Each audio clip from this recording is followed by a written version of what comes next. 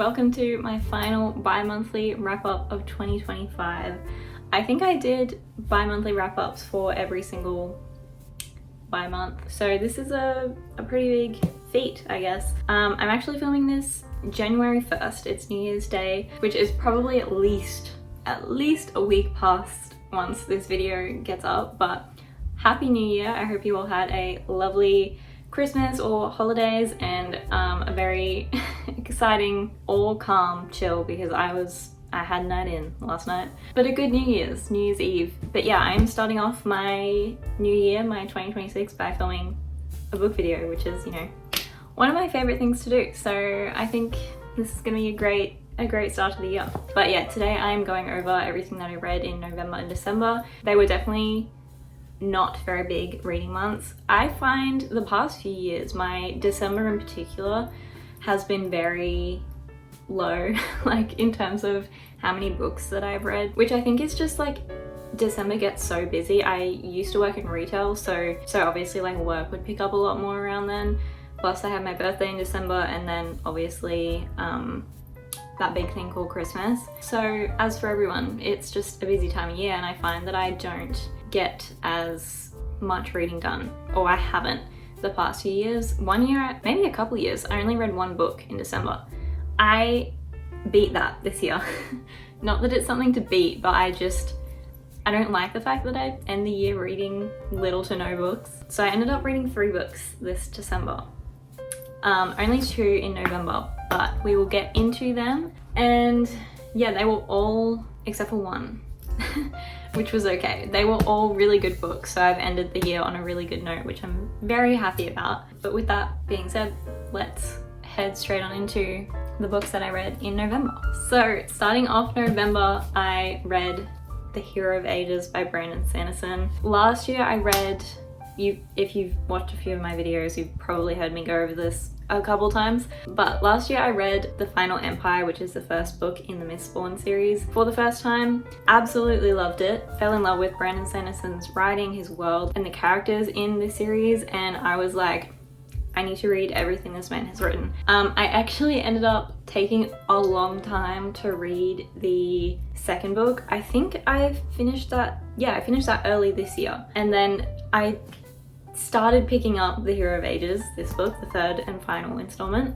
of Era 1 of Mistborn, and I like just couldn't get through it. I don't know what it is about these books, but they do intimidate me, even though I know I'm gonna have a good time. It just, it's a bit of a hurdle for me to like get into it. So I did pick this up early in the year, but I didn't get that far into it and I wasn't properly reading it. So October, I think I started reading this again. I fully committed. I was like, I'm finishing this before the end of the year. So November, the first read I finished was The Hero of Ages. Obviously, being the third installment in the series, I can't really explain what is going on in this book. This is the climax of the story. Everything is coming to a head, everything that has built up from book 1 and book 2. But if you haven't heard of the Mistborn series, or you need a refresher on what it's about, I'll give you a little overview of the first book, which is The Final Empire. We follow a band of criminals as they plot the assassination of the tyrant emperor, as well as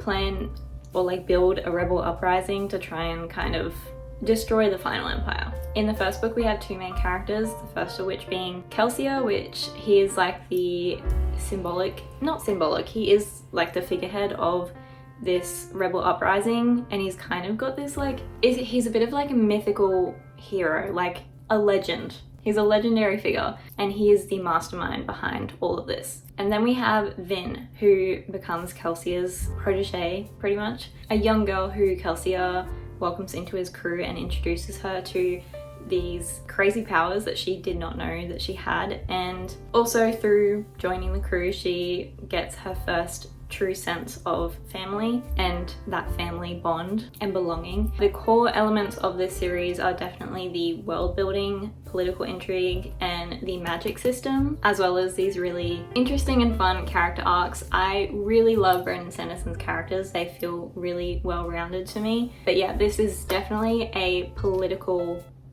intrigue, political fantasy, that's the word I'm looking for. Political high fantasy.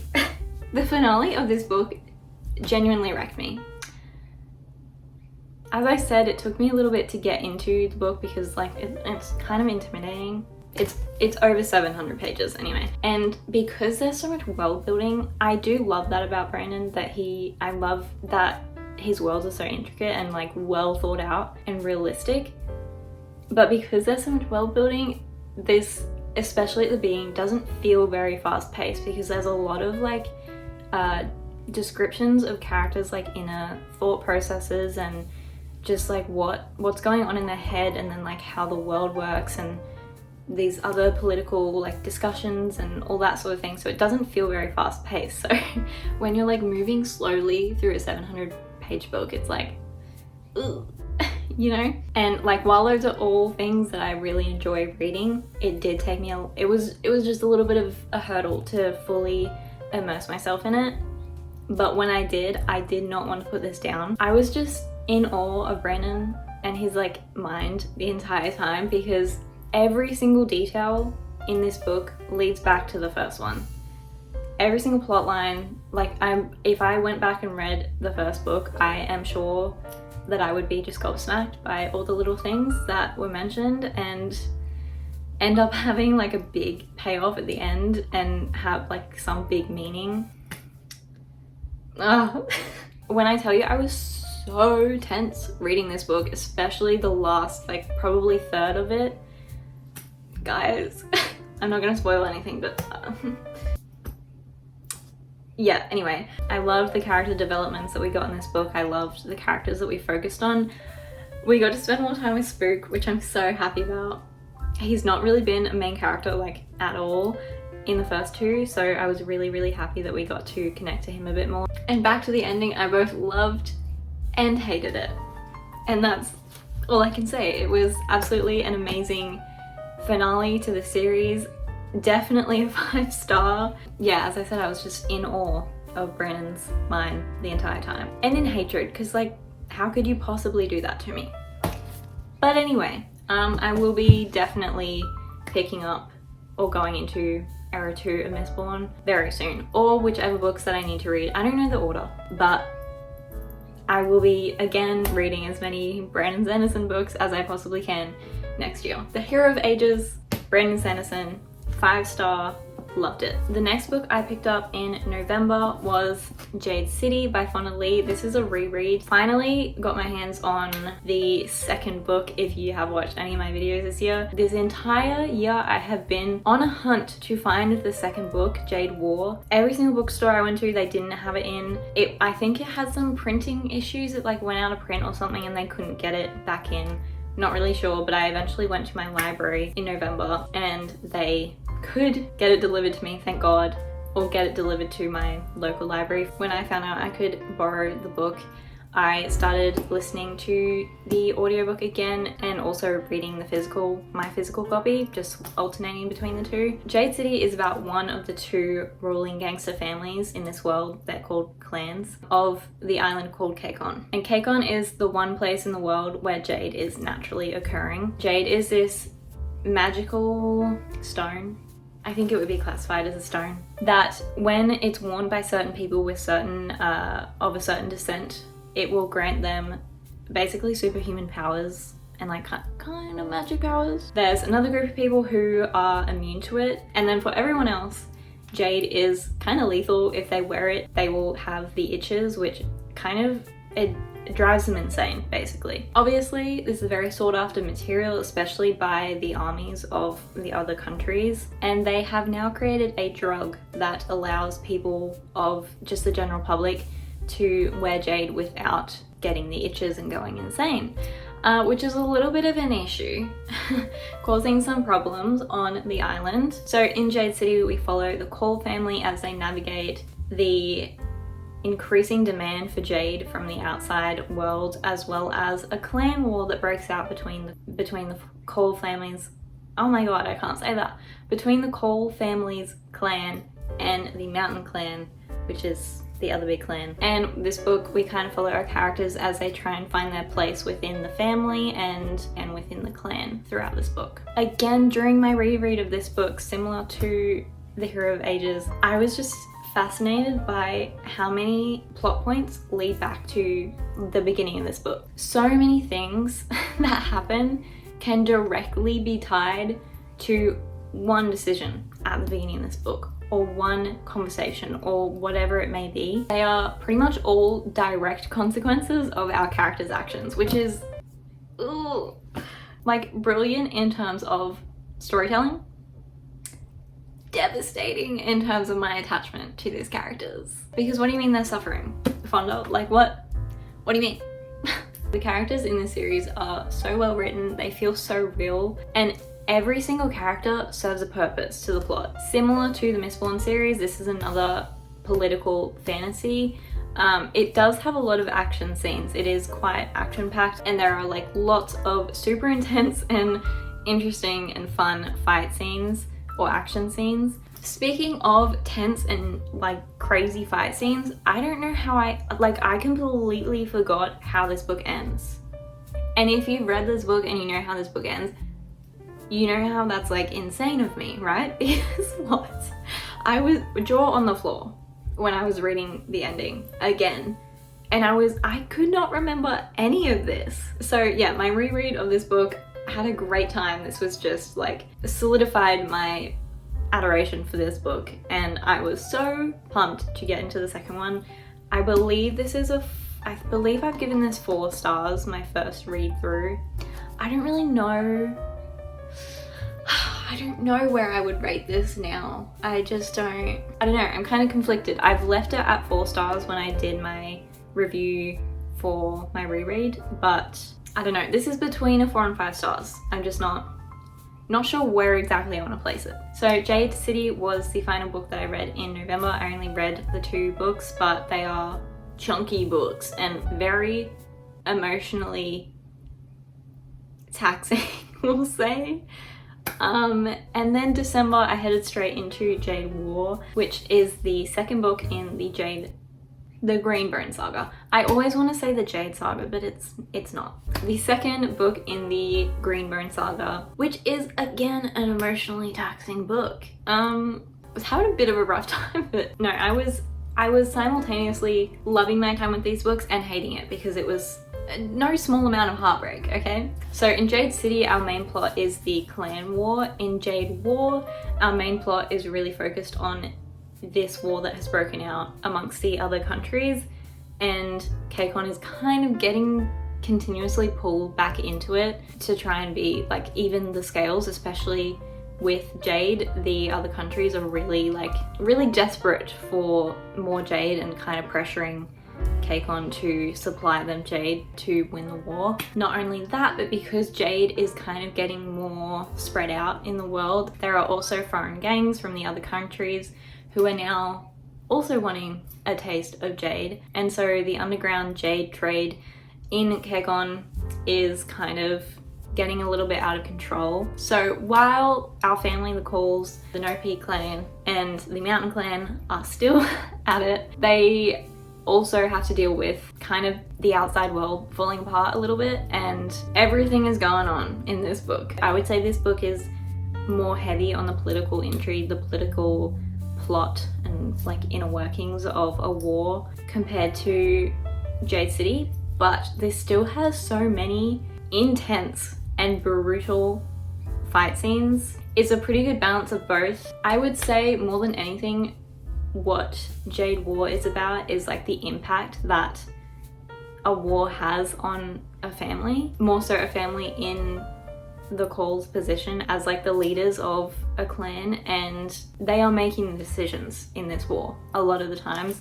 Even though they're not technically involved in it, they still have an impact on it, and they're trying to figure out their relationships with each other. They're trying to process grief. They're trying to still win the clan war. They're trying to do damage control for the foreign countries. They're trying to settle into their place in life. And a lot of this book, we kind of just focus on how much that has an effect on each of the characters. And the character development throughout this book was so well done. It's not necessarily that each of the characters has like one clear arc, but they are like throughout this entire book, they are constantly facing like rough challenges. I don't know, I was just I really enjoyed my time with these characters in this book and watching them like process and deal with the struggles that were thrown at them. I'm so attached to this family, and the amount of times I cried during Jade War. Yeah, this is like not a fun book. When I was trying to rate this, I was like, I've not had a great time. It's honestly quite devastating in points and sad, but I also loved it. I also did have a fantastic time, and I was again like in awe of the story writing and the character development, just all these things. Yeah, so I truly adore this book. I am terrified for Jade Legacy though. I don't know if I trust that we're getting a happy ending. I am concerned. But I rated this 4.75 stars. A really fantastic book. That was Jade War by Fonda, and as soon as I can, I will be going straight to the library again, because I'm assuming that Jade Legacy is also not in print, and borrowing the final installment of the Green Brain Saga. Oh, and if I cry, then what? Obviously I'm gonna be crying. The next book I read was To Clutch a Razor by Veronica Roth. I requested this book off my library app, and only a little while after I finished Jade War, it got added to my library. So I hadn't intended to pick up this book necessarily, but because it got added, I was like, well, why not? And also it's a really short little book. If you don't know, To Clutch a Razor is the sequel to When Among Crows by Veronica Roth, which came out, I want to say early in the year, but maybe it's just because I read it this year. It may have come out last year. I'm not really sure, but that was also one that I read and I absolutely loved it. So When Among Crows is a short story inspired by Slavic folklore and set in Chicago. And in When Among Crows, we follow Demeter as he arrives in Chicago to seek out the great witch Baba Yaga. Great and scary and like kind of elusive witch. In order to meet with her though, he has to make a bargain with one of the monstrous creatures around Chicago. So Demeter then meets Allah, a Zmora, don't know how to pronounce it, but I'll put it on screen. To bargain with her, he offers her a magical flower that can cure her disease, her curse, I think. And she is like desperate. She has no other options on her horizon. So despite the fact that she does not trust Demeter at all, she takes him up on his bargain, and we follow them through a night of adventure in Chicago to find the great witch Baba Yaga. So To Clutch a Razor follows the events of When Among Crows. I think it's only like a few weeks after, maybe a couple months, I don't know, after the events of When Among Crows, and we really focus on Demeter's roots and his history, family history, and the unprecedented situation he's found himself in after what happened in When Among Crows. Heavy focus on family dynamics in To Clutch a Razor, which I really enjoyed. Kind of a devastating book, I'm not gonna lie. Some of the stuff that Demeter deals through, that he like has lived with, that he comes to realize throughout this book, a little bit upsetting. I am obsessed with the way Veronica writes. I said this in my review on Goodreads and Storygraph. The metaphor she chooses, the way her writing has this kind of haunting, gory vibe to it. She creates such a strong atmosphere. Like as soon as I picked up To Clutch a Razor, I was immediately thrown back into this world, and it's like I can picture it, I can feel it, I can sense it so clearly. And Veronica manages to fit such an incredibly well-rounded, well-written story in such a short span of pages. I do, however, prefer books that are longer. I prefer, like, all of my favorite books are part of series pretty much, and I like to spend a little bit more time with characters because I like getting to know them more. I like becoming more attached to them over the course of a book, which I feel like, for me at least so far, really only happens when I can spend like a significant amount of time with them. As much as I have enjoyed this series, When Among Crows and To Clutch a Razor, I feel like I'm not as connected to the characters and to the story as I could be if it was like one story, if the two books were one story and like maybe a little bit longer, and we got to really spend that time with those characters and really build on like their connections to each other, then I think this would be an absolute favorite for me. With it being a short story, it's just not quite hitting the mark for me, but I still love it, and this is still a fantastic sequel to When Among Crows, and I gave this 4 stars. Highly, highly, highly recommend. I have The Raven Scholar, my next book that I wanted to pick up. I wanted to pick up The Raven Scholar, but it is another really chunky book, and I'm guessing political fantasy. And because I have read these 2 chunkies as well as Jade War, I was like, okay, I am feeling like I need a little bit of a palate cleanser. I need a little bit of a break, a brain break from fantasy and from political fantasy. So I was kind of wanting to read a romance novel. So like the last few days of December, I was just kind of scrolling through my library app and seeing if there were any romances that caught my eye. And I came across The Boy You Always Wanted by Quach. Don't know how to pronounce her last name. But I have read a book from her before, and it was Not Here to Be Liked, which I read early in the year, and I did have a pretty good time with that book. And I was like, I'm gonna say this is like a safe bet for me to pick up The Boy You Always Wanted, because I have liked her other book. So the plot of this book, when our main character Francine's granddad is diagnosed with cancer, Francine concocts a plan to give him his like #1 final wish, which is a male heir, an honorary male heir, not a child. She's like 17, an honorary male heir in the form of her family friend Ollie, who she may or may not have had a major crush on during the majority of her formative years. But she definitely doesn't still like him at all. No. Ollie, however, avoids Francine literally any chance he can. He does not want anything to do with her due to her slightly off-putting personality. So he has no interest in helping out Francine or her sexist granddad at all. But after some of his family history comes to light, and with Francine's persistence, Ollie kind of caves, and he realizes that he is actually more invested in Francine and her family than he realized, especially Francine. I had an okay time with this. I actually wrote a lot of notes for this book, I think because I wrote my notes like right after I'd finished it. Oh geez, I've got paragraphs, nearly a full page. Oh my goodness. Okay, the gist is, I first and foremost not a fan of Ollie. I get where he's coming from, which I'll get into, but he does not like Francine. He begins the book kind of looking down on her and thinking that she's like embarrassing, and like he avoids her. He is actively mean to her at times, and he doesn't want to be seen with her because the school, like everyone at school, thinks she's also embarrassing and weird. And I didn't enjoy that as our beginning of our love story. It just felt kind of like icky. He kind of only stops thinking of her as like weird and embarrassing once he gains romantic feelings for her. But even after that, he still kind of didn't see her in a very positive light and still kind of looked down on her. And I don't know, I didn't really like that. And outside of that, he's a bit of a bum. Like, I don't know his personality. I don't know what interests he has, because I don't think he has any other than being sulky 24/7.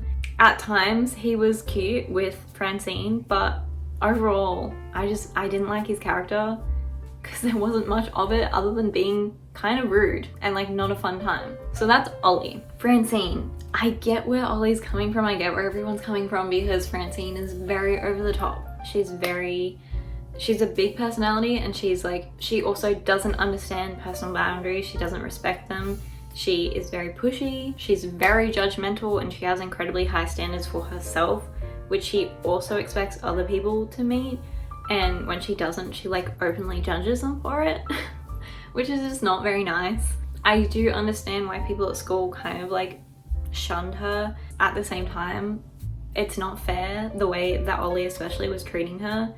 And I don't know, I just didn't like the beginning of like where their relationship started. And the romance like as a whole just felt like it was lacking true connection. I enjoyed the story, but at the same time I was like, why do they even like each other? Yeah, that's just a miscommunication, a plot twist, a bit of a crazy plot twist, which leads to a miscommunication. And I honestly thought the way Francine acted wasn't fair, and then it wasn't, in my opinion, properly resolved. So I was like, I'm just not fully buying into this relationship, even though, as I said, it was cute at times. And then we have Francine's family. Her mum and her granddad, not a fan. Don't like them at all. And we get like 0 scenes between Francine and her dad, which just doesn't make sense to me. Ollie's family, because there's so much stuff going on in the plot, I don't even know what his family's about. Like, he clearly has a bit of an uncomfortable relationship with his dad, kind of a nothing relationship with his mum, and obviously has some negative feelings towards his brother, but we never get into any of that. We kind of touch base with his dad, but other than that, don't know how I'm supposed to feel about them. Yeah, so there was a lot of family dynamics in play that were briefly mentioned, and I think they could have made this book really quite interesting, but they just weren't developed enough, so it kind of fell flat. Gia, Rollo, and Dexter were my favorite characters. This was still okay. It served its purpose for me, but yeah, not fantastic in my opinion. I gave it 2.75 stars. I think out of these 2 books, I would probably recommend Not Here to Be Liked more than this one. Again, okay time, served its purpose. It is what it is. That was The Boy You Always Wanted by Michelle Quach. And that was my final book of December and my final book of 2025. Other than The Boy You Always Wanted, I had a fantastic end to the year. I was really happy with all of the books that I read November, December. Yeah, it was just like a really good time. I will be coming out with a favorite books of the year video, probably mid to late January. Hopefully I can get it up as soon as possible, but yeah, this is not the end of my 2025 book discussion. I will still be going over some books from 2025, but yeah, that is my last bi-monthly wrap up for 2025, and yeah, I'm so happy with the books that I ended the year with. I had a really good time, and I'm going into 2026 so excited to read. I feel like my spark for reading has kind of fully reignited after this last year. There are honestly so many books this year that I really had a good time with. But yeah, that is my November and December wrap up. I will stop yapping. I need some lunch. I hope you had a good time with this video. Thank you so much for watching. My links to my Goodreads, my Storygraph, my art Instagram, my Ko-fi are all in the description below if you wanted to check them out. Thank you again so much for watching. Happy New Year. Welcome to 2026, and I will see you next time. Bye.